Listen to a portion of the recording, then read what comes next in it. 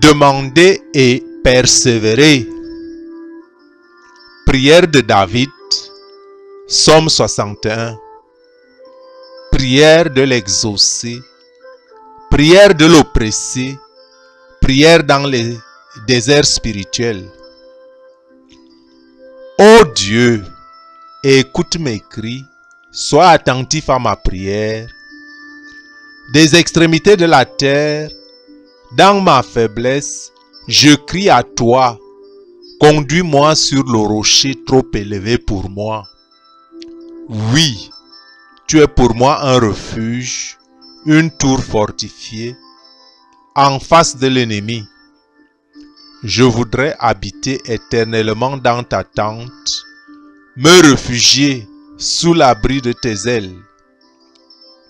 Oui, c'est toi, ô Dieu, qui écoutes mes vœux. Tu me donnes l'héritage réservé à ceux qui craignent ton nom. Ajoute des jours à la vie du roi, que ces années se prolongent de génération en génération, qu'il siège éternellement devant Dieu. Fais que ta bonté et ta fidélité veillent sur lui.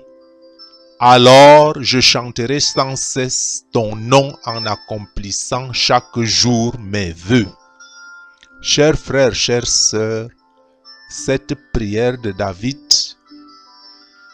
est une prière de supplication, une prière de quelqu'un qui met toute sa confiance en Dieu, une prière de quelqu'un qui supplie Dieu.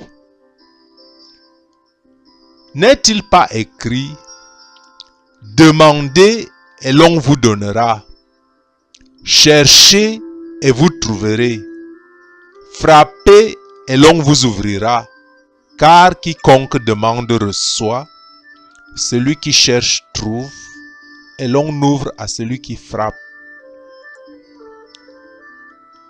Bien que Dieu soit lent à la colère, il n'est pas lent non plus pour exaucer une prière.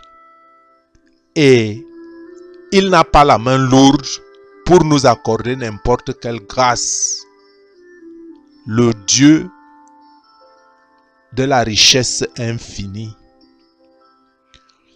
Dieu veut juste des fois que nous lui témoignions un amour filial sans borne, une confiance sans borne, et surtout que nous le prions avec assiduité, avant que certaines grâces de choix nous soient accordées. Cette assiduité nous permet de nous rapprocher de plus en plus de Dieu, de son sein, pour maintenir une certaine intimité, s'imprégner de la conscience de Dieu, de la présence de Dieu en tout lieu, temps et événement, et possible même vivre en présence de Dieu.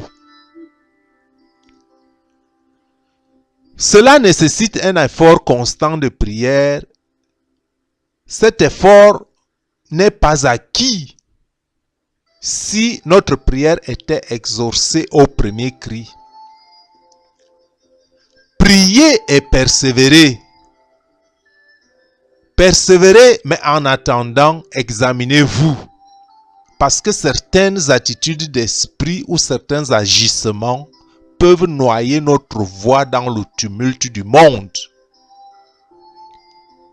Même si Dieu voit tout et sait tout, la prière doit nous élever dans les hauteurs de la sainteté. À quoi bon exaucer une prière si de toute façon nous restons faibles et perdons le salut?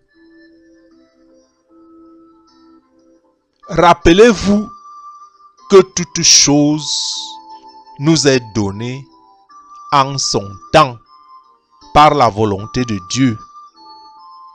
Rappelez-vous aussi que Dieu veut surtout vous voir grandir dans la foi pour gagner la vie éternelle. Cherchez d'abord le royaume des cieux et tout vous sera donné en surplus. Donc, toute décision de Dieu est toujours à votre avantage, à notre avantage. Pour votre plus grand bien, pour notre plus grand bien. Parce que Dieu a un amour infini pour toi et pour tous ses fidèles. N'est-il pas écrit, tout ce que vous demanderez avec foi par la prière, vous le recevrez. Prions. Éternel, prête l'oreille à ma prière. Sois attentif à la voix de mes supplications. Je t'invoque, exauce-moi, car tu es bon. Seigneur, tu pardonnes, tu es plein d'amour pour tous ceux qui t'invoquent. Écoute-moi et réponds-moi. J'erre ça et là dans mon chagrin et je m'agite, ô Éternel. Écoute mes gémissements. Écoute les cris d'un cœur meurtri. Jusqu'à quand me laisseras-tu dans la désolation? Prends pitié de moi, Seigneur, dans ta grande miséricorde. Je suis faible parmi les faibles. Seigneur, tu es mon secours, mon rocher et mon consolateur. Jusqu'à quand me laisseras-tu dans la déprime? Ô Éternel, toi qui écoutes les cris de tes enfants et exauces les vœux de leur cœur, prends pitié de moi au nom de Jésus-Christ, pour la plus grande gloire de ton Saint-Nom. Car tu es celui, tu entends les vœux de ceux qui souffrent. Ô Éternel, tu as fermé leur cœur et tu prêtes l'oreille. Amen.